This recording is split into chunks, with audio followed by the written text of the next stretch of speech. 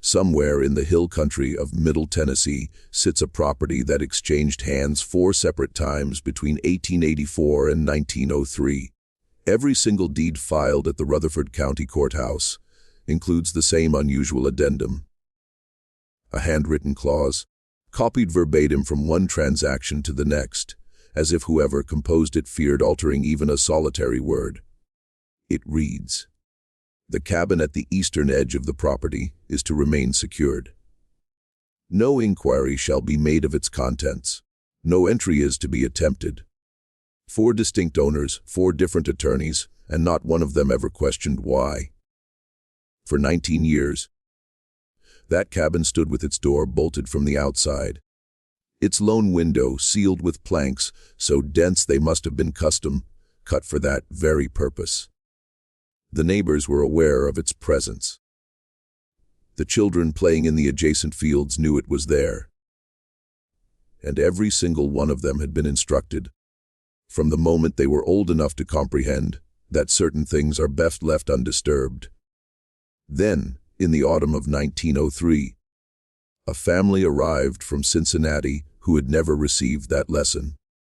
They carried no history with that land, no memory of what the county had quietly and collectively chosen to forget. And when they inquired about the cabin, when they asked in that casual, cheerful manner of people who have no cause for fear, the silence that met them was so profound, so immediate, and so unanimous that even they sensed it. They opened the cabin anyway. What they discovered inside would not be fully grasped for another decade, and when it finally was, several individuals who had resided in that county their entire lives would refuse to discuss it for the remainder of theirs. Before we proceed with the tale of the Hargrove property and what lay concealed within that locked cabin for 19 years, if you're new to this channel, welcome. We share narratives here that history attempted to suppress. Subscribe so you don't miss what's ahead, and leave a comment telling us which state or city you're tuning in from. We're curious to know where our listeners are. Now, let's return to the beginning, because to comprehend what was inside that cabin, you must first understand what occurred on that land long before the door was ever secured. The property in question had been referred to since at least the 1830s as the Tatam place. Elias Tatam cleared the land with his own hands, laboring beside the 8 enslaved individuals he had brought from Georgia when he relocated his family to Tennessee's Central Basin in 1831. By the standards of his era and location, he was not a wealthy man, not a grand planter with a columned mansion and hundreds of acres, but he was prosperous enough to have acquired human beings as property and to maintain them. The Tatam land occupied roughly 240 acres of mixed timber and bottomland near the Stones River, where the soil was dark and fertile, and the summers stretched long enough to cultivate tobacco and corn in quantities that sustained a household and kept the debt ledger mostly in the black. The county itself, Rutherford, was already firmly established by the time Elias arrived. The town of Murfreesboro had been incorporated in 1817, carrying with it the infrastructure of a place that considered itself permanent: a courthouse, a post road, several churches of various denominations, and the particular social framework that accompanies a community that has decided collectively what it values and what it does not. What Rutherford County valued in 1831 was order. What it did not value, or rather, what it had learned to carefully overlook, was the machinery required to preserve that order. Elias Tatam's 8 enslaved workers lived in 3 cabins, situated behind the main house, separated from it by a kitchen garden and a woodpile. The easternmost of those cabins, the one farthest from the main house and nearest to the tree line, was the smallest. It had been constructed, according to county records, in 1833, 2 years after the others, and it had been built differently. Its walls were thicker. Its window was smaller. placed higher up, and unlike the other cabins, its door hinges were mounted on the exterior, so that the door, when locked, was secured from the outside. None of this was unusual enough in 1833 to draw any particular comment.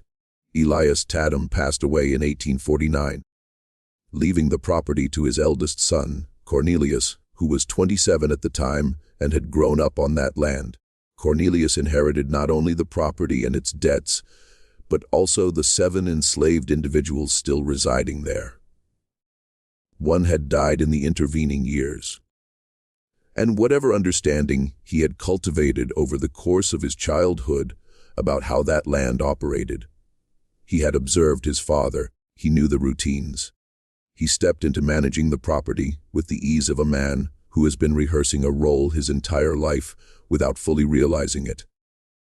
By 1855, Cornelius Tatam was running the property with 9 enslaved workers, having acquired 2 more through a transaction with a neighbor who was settling debts. He had also married a woman named Dorinda Prout, the daughter of a preacher from Smyrna, who brought to the marriage a deep and apparently genuine religiosity and a habit of recording things in journals. It is Dorinda's journals, 3 of them, discovered in a trunk at the Murfreesboro Public Library in 1942, that provide the most detailed account we have of life on the Tatam property in the years preceding the war. She wrote about her garden. She wrote about her children, 3 of them born between 1856 and 1861. She wrote about the weather with the precision of someone who understood that weather governed everything in a farming household: planting, harvest, travel, the health of animals and people alike. And occasionally, tucked between entries on scripture and household management, she wrote about the Eastern cabin. Not frequently, not with any visible alarm, but she wrote about it. The first mention appears in an entry dated March of 1850. Cornelius has moved Amos to the East cabin alone. He says it is necessary for the management of the others. I did not ask further. The second mention comes from July of the same year. The East cabin is kept locked at night now. Cornelius carries the key himself. I have not seen Amos at the communal meals in some weeks. Eliza brings food to the door. Then, nothing for almost 2 years. The third mention is from January of 1859, and it differs in tone from the others. Dorinda's handwriting, typically neat and consistent, becomes erratic in this entry, the letters pressing harder into the page, as though she is wrestling with something as she writes.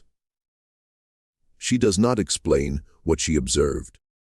She does not describe what she found when, apparently, she approached the Eastern cabin on her own one morning while Cornelius was away at the market in Murfreesboro. She writes only this: I understand now why the window was placed where it is. I understand now what the lock is for. God forgive this house. And then the subject does not surface again for another 18 months. To read Dorinda Tatam's journals in sequence is to experience the particular horror of a woman who has made a decision about what she will and will not allow herself to know. She was not ignorant. She was educated, literate, and clearly capable of sustained moral reflection. Her entries on scripture are thoughtful and sometimes startlingly nuanced. But she had also married into a system, and she lived within it. And the cost of truly perceiving that system was a cost she appears to have decided she could not pay. So, she looked away, and the East cabin stayed locked, and Amos, whoever he had been before March of 1857, vanished entirely from the written record of the Tatam household. The Civil War arrived in Rutherford County with a force that startled even those who had been expecting it.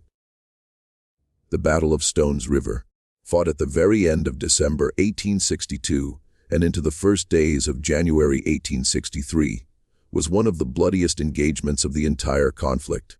Nearly 13,000 Union casualties, more than 10,000 Confederate, all of them on ground that Rutherford County families had farmed, walked, and been buried in for decades. The sound of that battle could be heard for miles.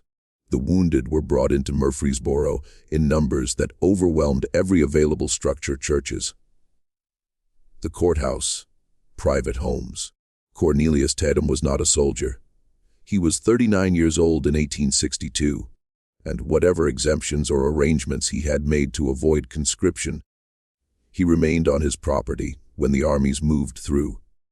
He had sent Dorinda and the children to her father's house in Smyrna at the first sign of Union troop movements. And he had stayed behind to protect, as he put it in a letter to his brother-in-law. What is mine? What transpired on the Tatam property during those weeks in December and January is reconstructed from three sources: a deposition given by a Union soldier named Corporal Frederick Osterhaus, who passed through the area in early January of 1863, a letter Cornelius wrote to his wife on January 9th of that year, and an account recorded by a freedman named Solomon Gentry in 1871 as part of a labor dispute documentation in Nashville. Corporal Osterhaus, in his deposition, noted that his unit had camped briefly on or near the Tatam property on the night of January 4th. He wrote that they observed a structure at the eastern edge of the farmyard, a small cabin, heavily built, with a bolted door, and that they heard from inside it a sound that he described as a voice, though not speaking in any way I could make out. More like something between a man singing to himself and a man talking to himself. That's been doing it so long, he's forgotten there's a difference. He wrote that they did not open the cabin. They had orders to keep moving. Cornelius' letter to Dorinda, written 5 days later, makes no mention of Union soldiers on the property.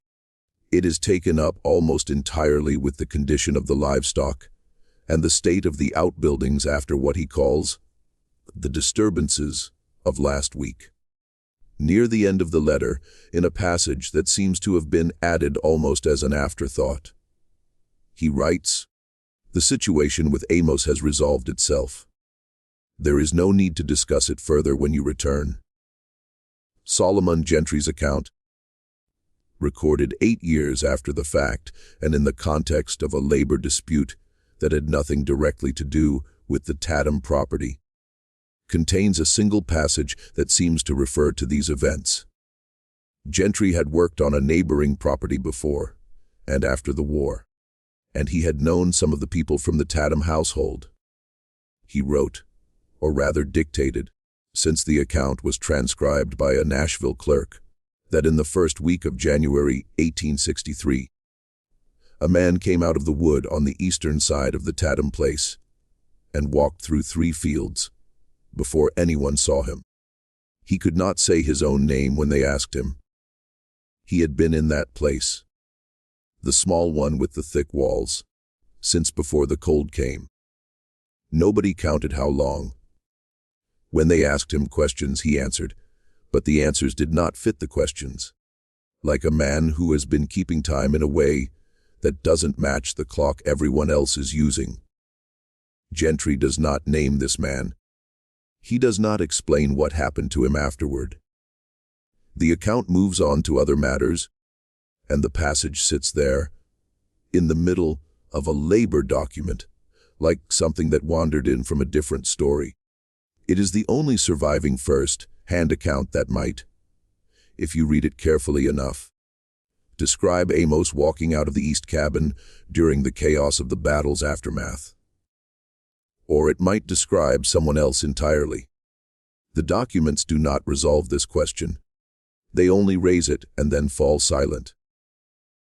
The way that documents from that era often do, when they brush up against something that the people keeping those documents had decided, collectively, not to record. Cornelius Tatam survived the war, but his property survived it less well. The tobacco fields had been largely disrupted.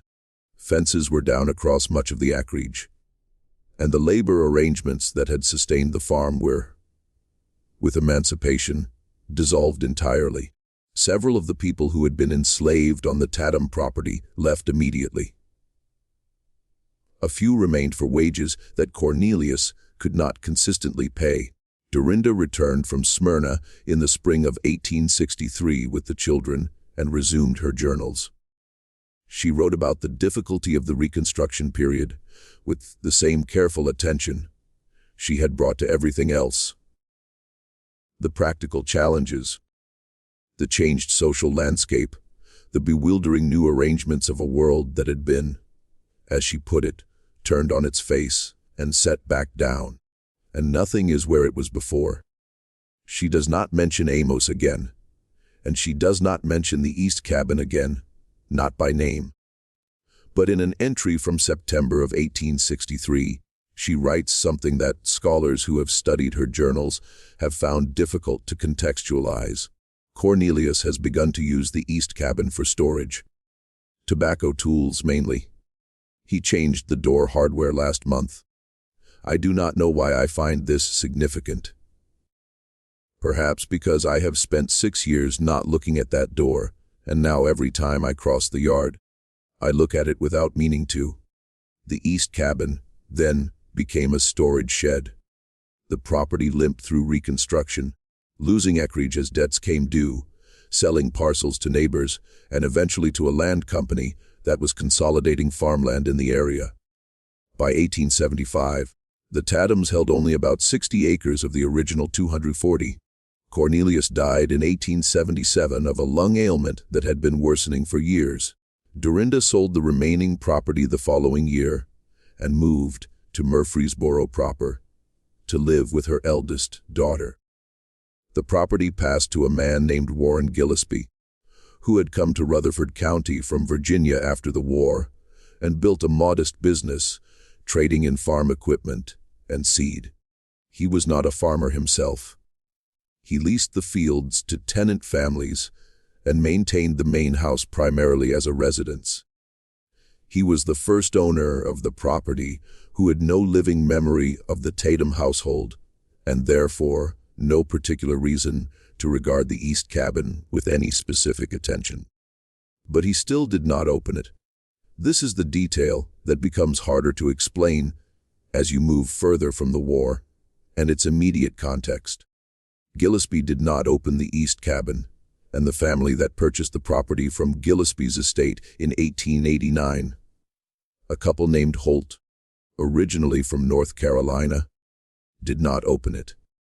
The deed both times contained the handwritten addendums. The cabin is to remain secured. No inquiry is to be made. Where did that language originate? Gillespie would have needed to consult someone local when he purchased the property. A lawyer, a neighbor, someone familiar with the county and its arrangements. Someone told him about the clause. Someone explained, however obliquely, why it existed, and he accepted it. He did not push. He did not ask. There is something telling in this. Not that people kept the cabin locked. That is explicable in any number of ways. But that each successive owner accepted the clause without apparent resistance, without documented curiosity. This suggests that the explanation they were given was sufficient.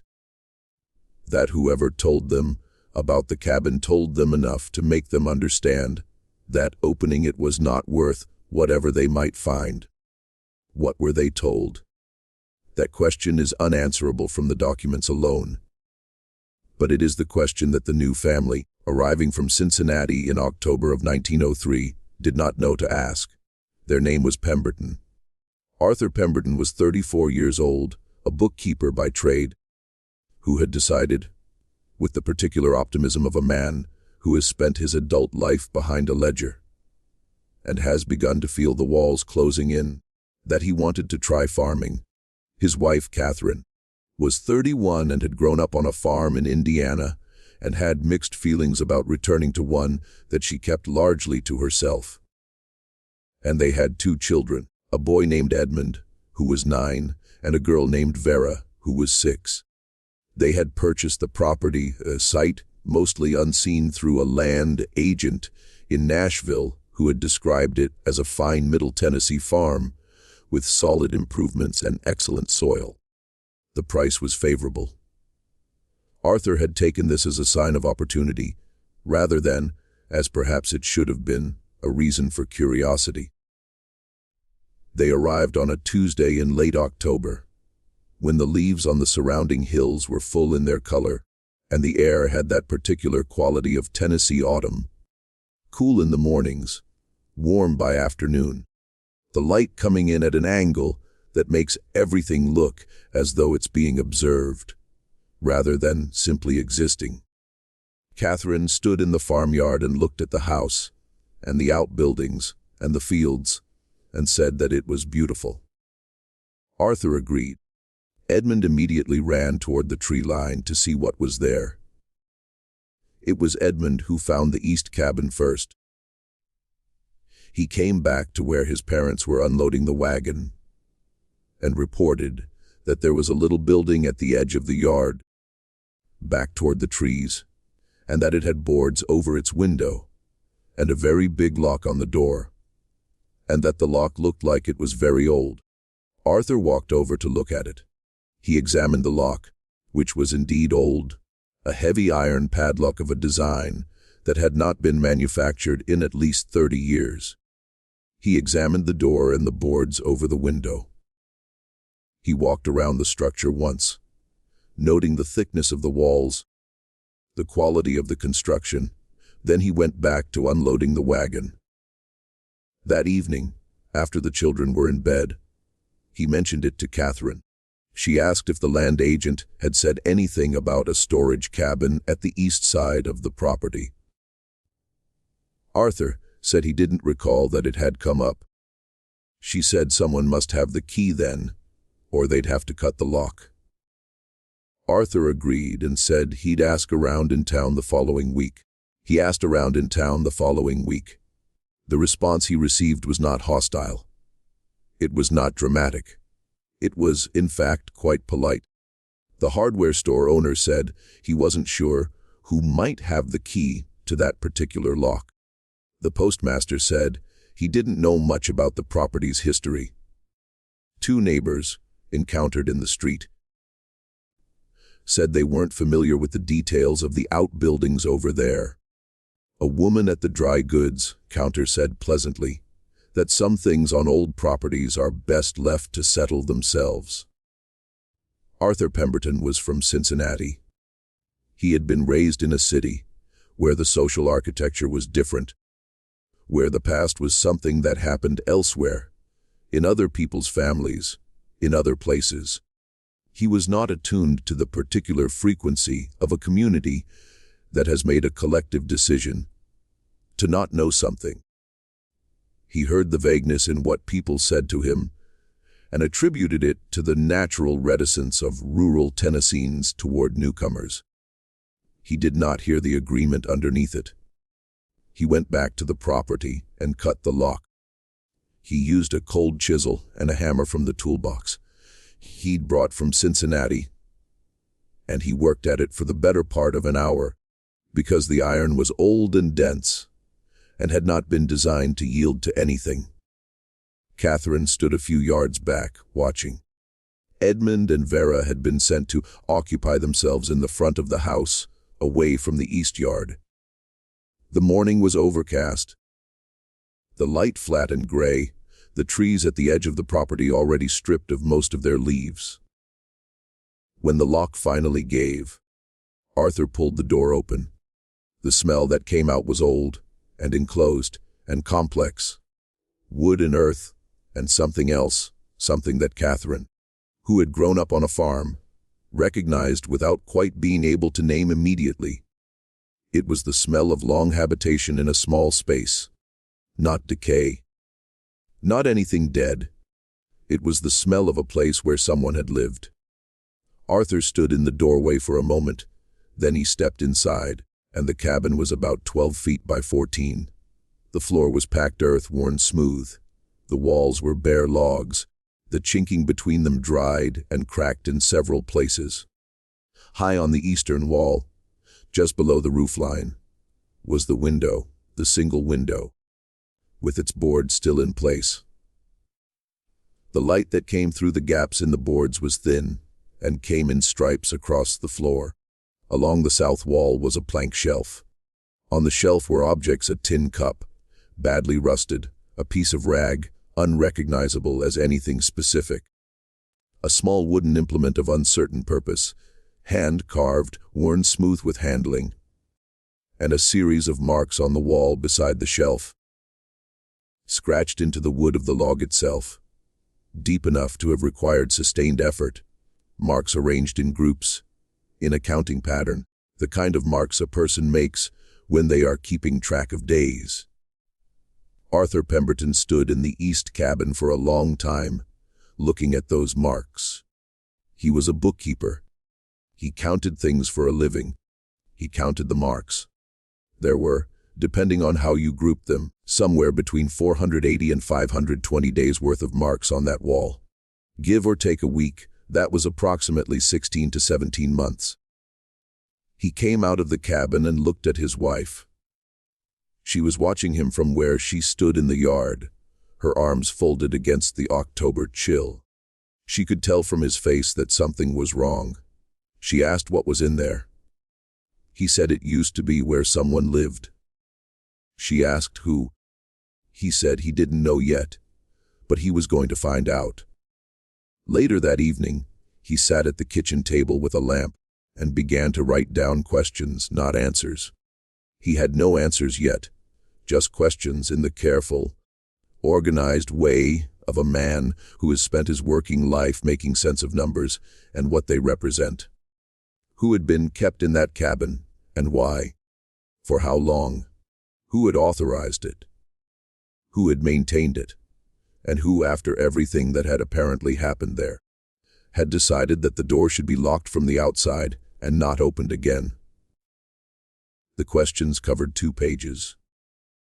He folded them and put them in his coat pocket, and then he went to bed and lay awake for a long time, listening to the sound of the wind moving through the bare trees at the eastern edge of the property, coming from the direction of the cabin, whose door now stood open for the first time in 19 years. And it was not difficult for Arthur Pemberton to locate the county records. He was systematic and patient.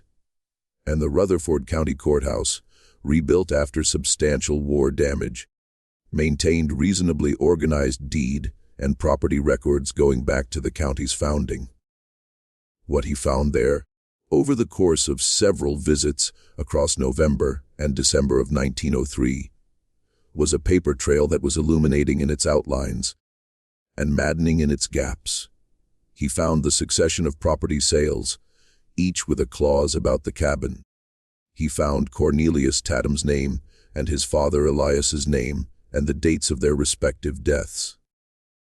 He found the assessment records from before the war, which listed the enslaved people on the property by first name only, as was standard.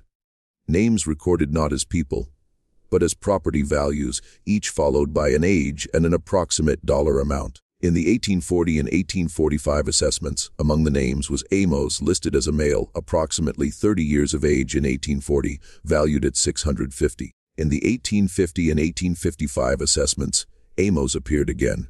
In the 1860 assessment, the last one conducted before emancipation changed everything. Amos was not listed. He had been removed from the inventory before the war. That fit, more or less, with what the documents suggested about his removal to the east cabin around 1857.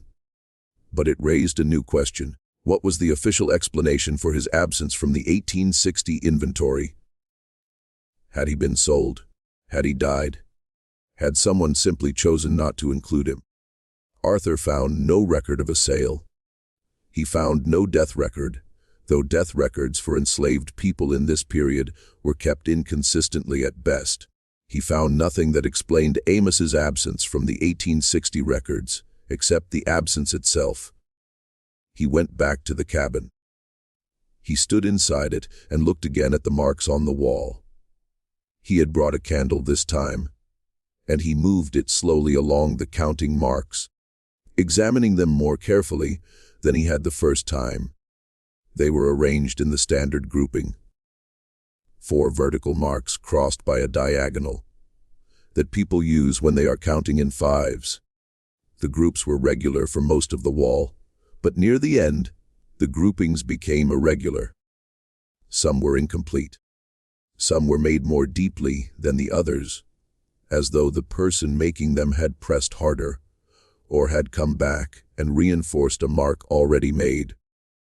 And then, at the very end of the sequence, there was a section where the marks stopped being groups at all and became something harder to categorize.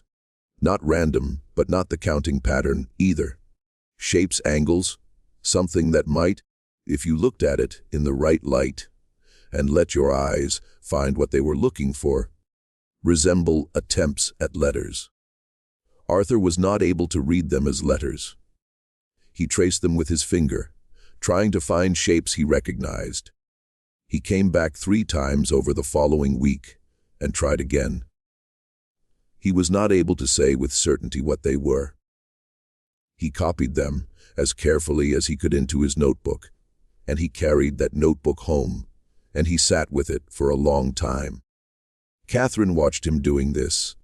She had not been back to the east cabin since the morning they opened it. She had gone in once, briefly, while Arthur was still inside that first day, and she had seen the shelf and the tin cup and the marks on the wall, and she had come back out into the gray October morning and stood in the yard and looked at the tree line for a while.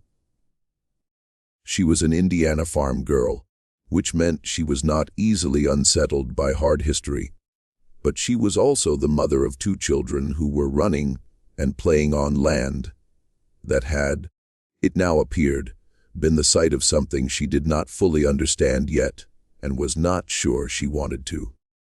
She asked Arthur, one evening, what he thought the marks meant. He said he thought they meant that someone had been in that cabin without the ability to leave for somewhere between 1.5 years and 2 years. She asked if he thought it was the man in the assessment records, the one named Amos. He said he thought it was likely. She said, and when he came out, what happened to him? Arthur had no answer for that. He had found no record of Amos after the 1855 assessment. He had found no record of what the Tatams had done with, or about him after emancipation, if he was still alive by then. He had found no grave record, no Freedmen's Bureau documentation with that name, nothing in the Nashville records that Gentry's account pointed toward. He said, I don't know, but I'd like to find out. She said, I know you would. And then she said something that Arthur recorded, years later, as the sentence that stayed with him longest from that whole period. She said, I want to know, too. But I think we should be ready for the possibility that we're not going to find a good ending to this. Arthur went to Nashville in January of 1904. He spent 4 days in the records offices there, working through Freedmen's Bureau documentation, labor records, church records from the African Methodist Episcopal churches in Middle Tennessee County, level records from surrounding counties. He was looking for an Amos, formerly enslaved, from Rutherford County, in his 50s or 60s by 1865 or later, and he did not find him. What he found instead had changed the shape of what he thought he was looking for. In the Nashville offices of what had been the Regional Freedmen's Bureau, Arthur found a collection of claim documents from 1866 and 1867. These were records of formerly enslaved people making claims for back wages, for property they'd been promised, for various forms of support that the Bureau had been charged, however inadequately, with providing. Most of the documents were routine, the desperate, bureaucratic records of people trying to establish a foothold in a world that had just technically acknowledged their humanity, while doing very little to practically support it. But buried in the middle of a folder of Rutherford County documents was a claim, not from Amos himself, but from a woman named Hester Gaines, who identified herself as formerly enslaved on a property in Rutherford County, Tennessee. Her claim was for wages owed by the estate of Cornelius Tatam. At the bottom of her claim form, in the space provided for additional information, she had written, or had dictated, and had written for her, a single sentence that she apparently felt was relevant to her case. There is a man who was on that property who was not freed with the others, and I do not know if he is alive. His name is Amos Jaybird. Someone should look for him. Amos Jaybird, not just Amos, a surname, or rather, the kind of name that enslaved people sometimes carried as a form of identity that existed outside the records kept by the people who owned them. A name that meant something to Hester Gaines, who had known him. A name that meant he was a person with a history that extended before and beyond his captivity.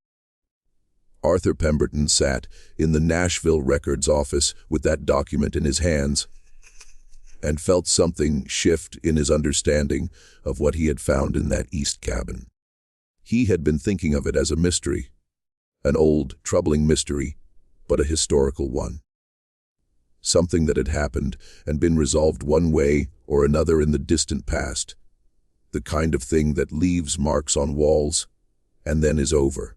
But Hester Gaines's 1866 notation suggested it had not been resolved, that there had been someone in 1866, a year after the war ended, who was still asking about Amos Jaybird, who had made an official claim in the records of a government bureau in the hope that someone would look for him. Whether anyone had looked, Arthur could not determine.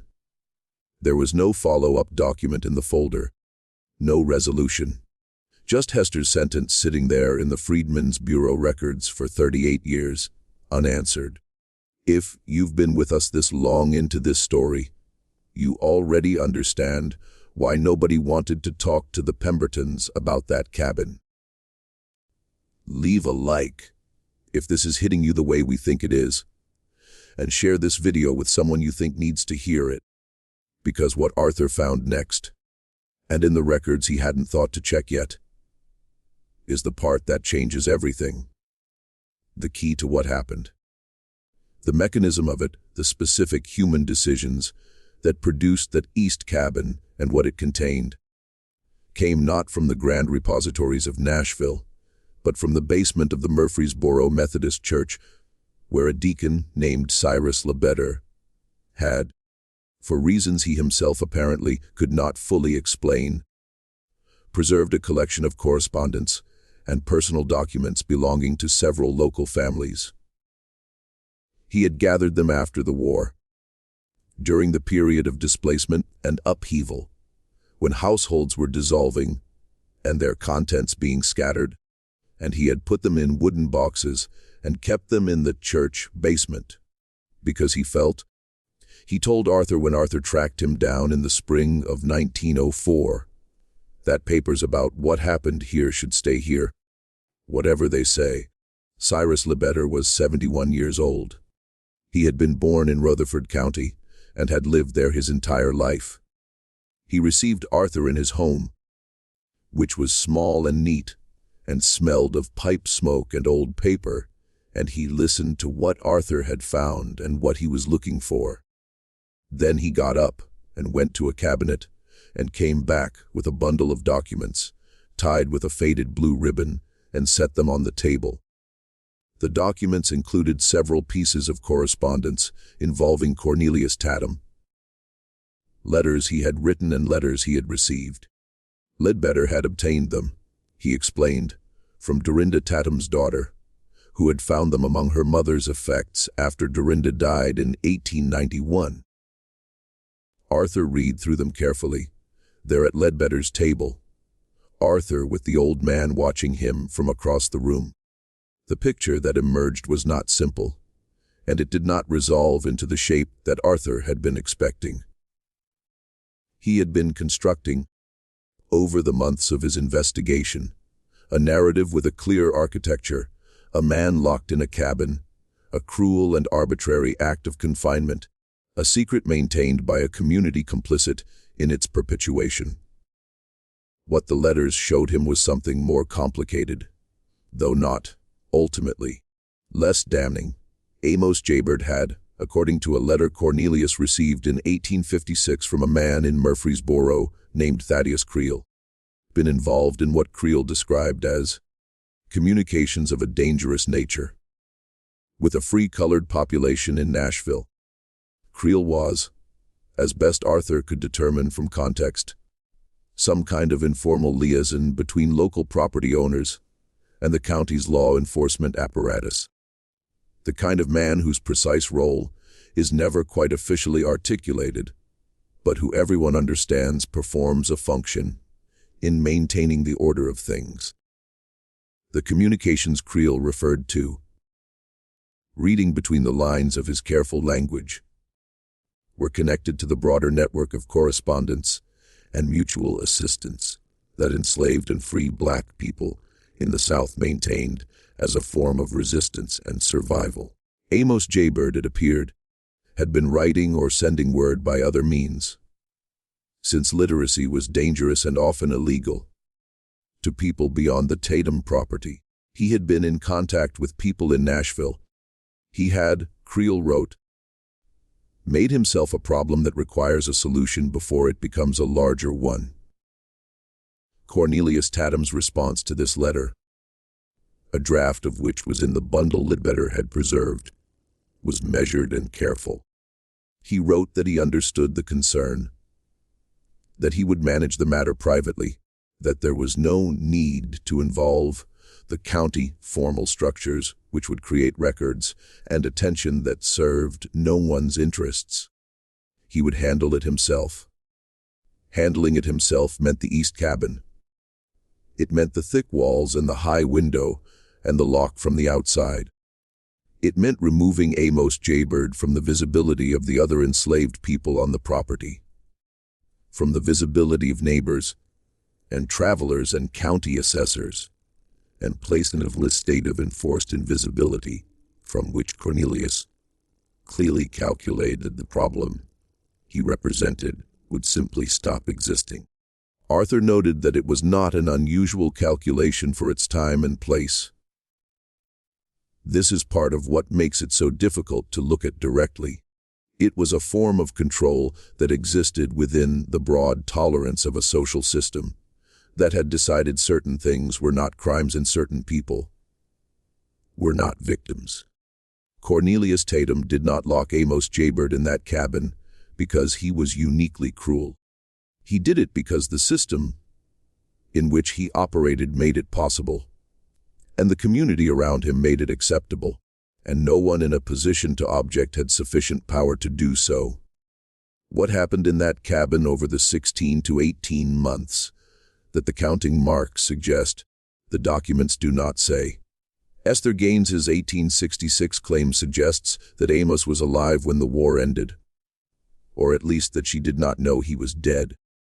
The disoriented figure in Solomon Gentry's account, the man who walked out of the eastern wood in January of 1863 and could not fit his answers to the questions asked of him, may or may not have been Amos. If it was, then the chaos of the Battle of Stones River, Union troops moving through, Confederate lines disrupted, had provided the only opening that the locked door could not withstand. Not force, not rescue, but the temporary collapse of the system that maintained it. Arthur found one more document in Ledbetter's bundle. It was not a letter.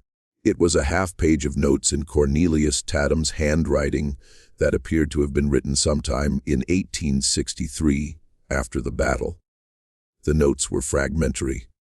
Not a letter, not a journal entry, more like a man working through something on paper. Several lines were crossed out. What remained legible was this: the cabin is to remain as it is. Nothing moved, nothing changed. The door is to stay locked, if anyone asks. The cabin is for storage. If the property is sold, the arrangement is to continue. This is not negotiable. If it ever becomes necessary to explain, though God willing it will not, the explanation is that the situation is settled and the matter is closed. The man is gone.